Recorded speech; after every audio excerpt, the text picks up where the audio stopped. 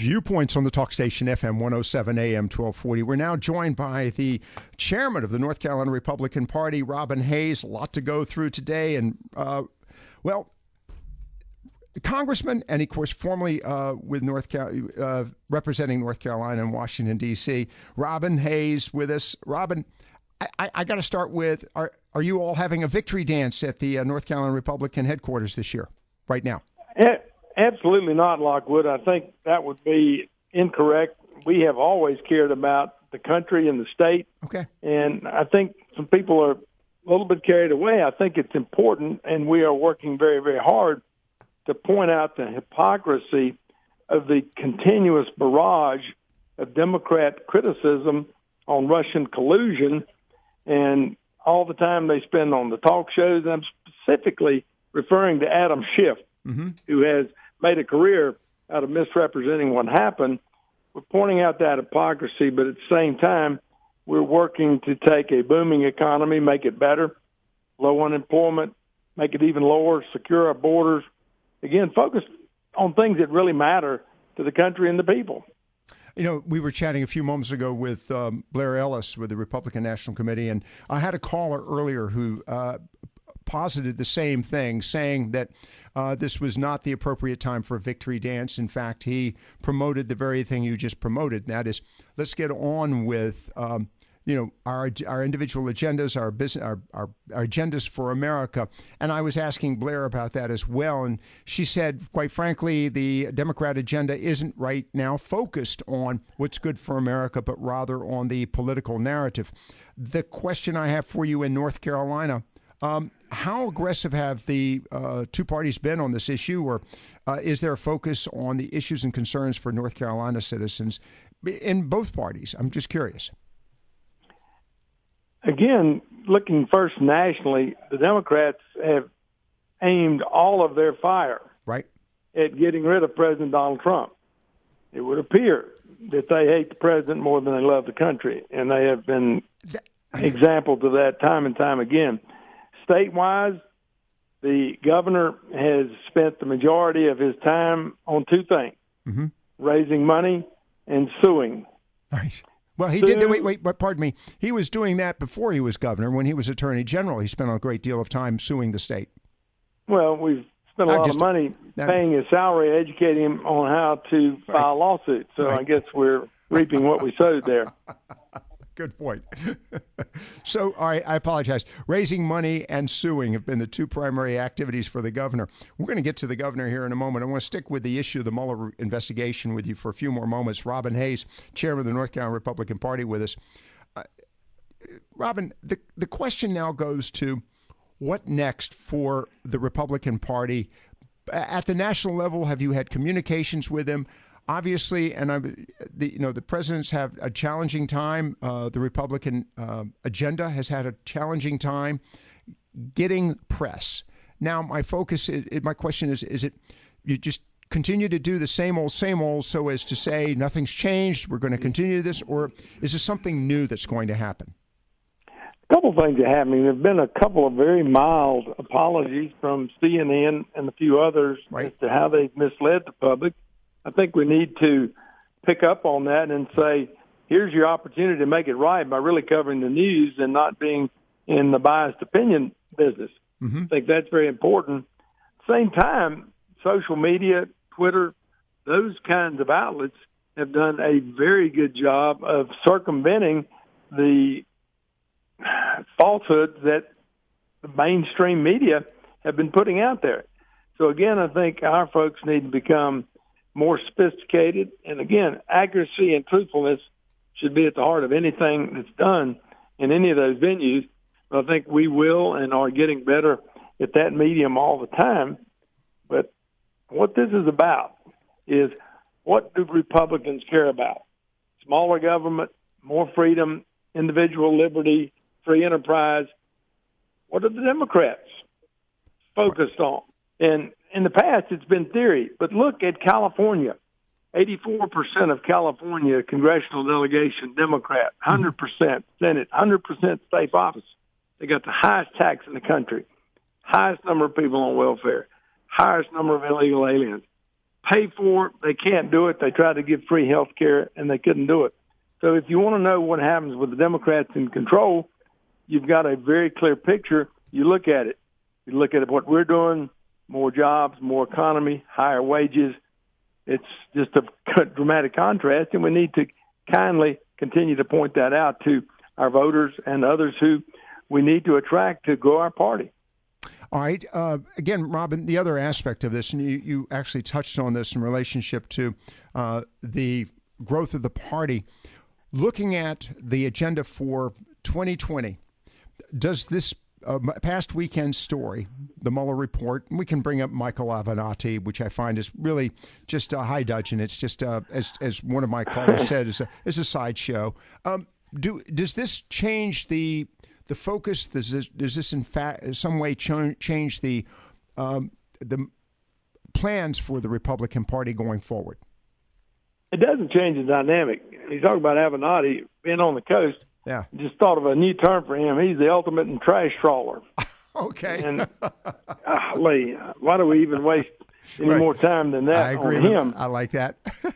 But again, here we are in a state where our employment's up, our wages are up. Right. We're moving the right direction. We're doing the things that we need to do to secure the border, which flies in the face of the Green New Deal that nobody can afford, getting rid of fossil fuel in 10 years. Now we're energy independent because of the Trump administration and the Republicans. Let's build on the successes that we're having. And by the way, let's check and see why there's not enough dirt to cover up the pipeline down your way. All right, we're going to talk about that in just a moment. Let's take a quick break on that one. I want to come up back to the influence of the weekend's events on particularly the 9th Congressional District, but also talk about the governor and his agenda as well. Because not only are we dealing with national political issues, we have a 2020 election here in North Carolina as well. Big one. You've got the presidential election, but you have the gubernatorial election as well. We have a senatorial election, and we've got, lieutenant governor, etc. Major election just around the corner. The influence of this past weekend's events, our guest, Chairman of the North Carolina Republican Party, Robin Hayes. You're listening to Viewpoints. Viewpoints on the talk station FM 107 AM 1240. Just want to remind you about one of our sponsors, Floyd's 1921 restaurant located at 4th and Bridges Street in beautiful uptown Morehead City. And also to remind you that Chef Floyd is desperately trying to get open again. They were, of course, significantly hammered by Hurricane Florence and a little bit by Hurricane Michael. But they are recovering quickly, and will be opening very, very soon. I'm looking forward to a cook's tour of the new facility here very shortly. And once I do, I'll give you a back behind the scenes story about that. Of course, you can still enjoy the great cooking from Chef Floyd, renowned for his Southern cuisine, by simply giving him a call, 727-1921, or go online to their website or Facebook and acquire a scheduled catering for Chef Floyd. That's 727-1921, and of course that number is very important once the restaurant's open because reservations are required for dinner. 727-1921, that's Floyd's 1921 restaurant located at 4th and Bridges Street, beautiful uptown Morehead City. Chairman of the North Carolina Republican Party, Robin Hayes, is with us. And Robin, before I get to the governor, very quickly, the events of the past week, I'm wondering, what influence do you anticipate they'll have ostensibly on the 9th Congressional District? And I wonder, will it have an influence on the 3rd? Although with the 3rd, it's relatively renowned as a Republican-leaning district. Now, the 9th, different story altogether. I know it's been a close race. So what impact might this story have with the Democrat candidate, Dan McCready, and whoever the Republican candidate will be once the primary is passed? I think the biggest impact, and it will be significant, is the fact that Dan McCready is going to have to take a stand. He made it through the other election, which, by the way, he lost. He made it through by hiding behind, I'm not going to be for either party. I'm going to be for the people. Well, his party is very, very well defined by the Green New Deal, by giving up on securing the border, by eliminating the Electoral College, by not funding it, on and on and on. He's going to have to take a stand. And how he will be able, which he won't, to say that going to Washington under the leadership of Pelosi, Ocasio-Cortez, Ilhan Omar, Chuck Schumer, how he's not going to be a pawn in a much bigger game than he ever dreamed of. He must be thinking people are completely without any common sense at all. So he's going to have to take a stand. He can't do it. And the same will happen in whoever wins the Democrat primary in the 3rd district. Now, very, very important. What impact will this have on voters who are, and North Carolina has a large contingent of unaffiliated or independent voters, however you want to describe them. And I'm wondering, $25 million plus later, 2 years plus later, we have nothing. Will this generate some angst, anger, disappointment, and maybe frustration with basically the Democrat Party? Absolutely, it will, and I think it will also generate some momentum for folks saying we've had enough. We're going out and we're going to vote against this type of behavior. And again, it is such a target-rich environment when you look at it. How many subpoenas? How many search warrants? How many $52,000 a day bills to do this? It's just absolutely astounding what you've got. 19 attorneys on Mueller's staff, 500 individuals testify, 28 hearings, 31 lawyers, 4,000 stories regarding collusion, which never happened. I think people are fed up, and they will exhibit their frustration by going to the polls and voting against Dan McCready and the Democrat candidate in the 3rd district. We still have the ongoing investigations by Adam Schiff, Mr. Nadler. We have concerns and focus on the part of the possible impeachment. By the way, what happens to the impeachment message? Does that just go away, or are they going to continue to sort of hold that behind their back and say, "Be careful, we're going to impeach"? I mean, what's the attitude there? It's mixed. You've got Nancy Pelosi hiding behind the report saying, well, we really didn't want to impeach anyway, which right. is absolute utter nonsense. And then you've got the others, Omar, Cortez, the absolutely off the chart to the left radicals who are now pulling the strings in Washington, who are screaming for that. It's all about getting rid of the president, who, by the way, was duly elected by the American people. And again, that's going to add to frustration. We elected this man. We're going to reelect him for the same reasons, because he's delivered on his promises, and we're sick and tired of these radicals telling us that we want to be socialists. Well, it is interesting that we're now seeing some of the Democrats backing away. And, of course, we've heard the tales earlier today about apologies, gentle apologies, if you will. Let's talk about the influence of this on North Carolina politics in the case of the gubernatorial race. And you alluded to this a few moments ago with Governor Cooper. He's having not having a field day when it comes to investigations either over the Atlantic Coast Pipeline, and some questions about his, transparency on this issue. And we chatted you off air about one of his, as a matter of fact, I think he's his senior advisor, Ken Udy. And Ken has, of course, at one point worked for the North Carolina Press Association, in case you didn't know that. I thought I'd share that with you. But Ken Udy apparently has some observations about this,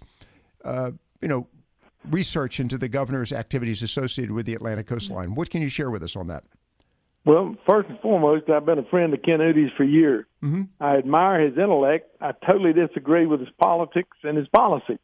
But having said that, you always know where he stands until a recent quote about the pipeline, which I find rather funny. He said, and I'm going to get it a little bit off, that the press, in their continued effort to connect the dots through articles like PolitiFact, have substituted that for the truth which occurs in the overall narrative. All right. In other words, help me out with that. The governor was so well-intended when he took all this money to do the pipeline that it was perfectly fine. Okay, intention is everything. Absolutely. Okay. At that moment in time when the money was handed to him, at that split second, his intentions were good.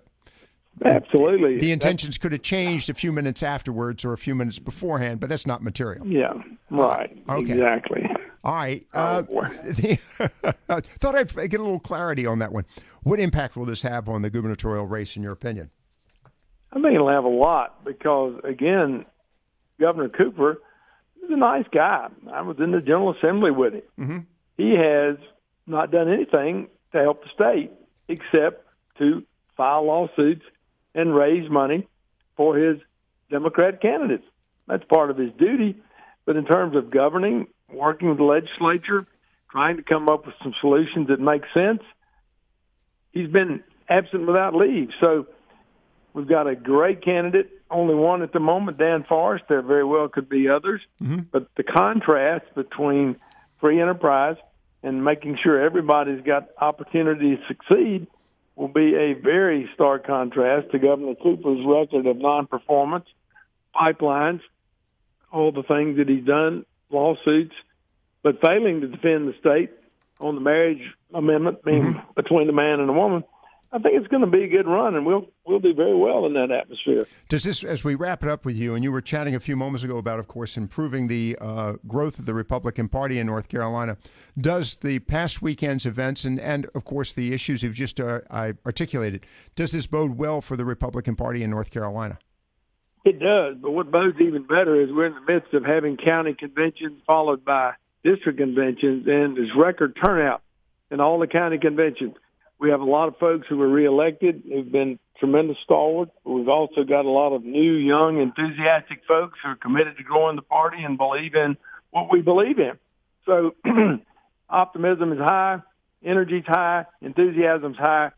That leads to good outcomes when we have the 2020 election, and the national convention being in Charlotte really helps to point out exactly what the differences are.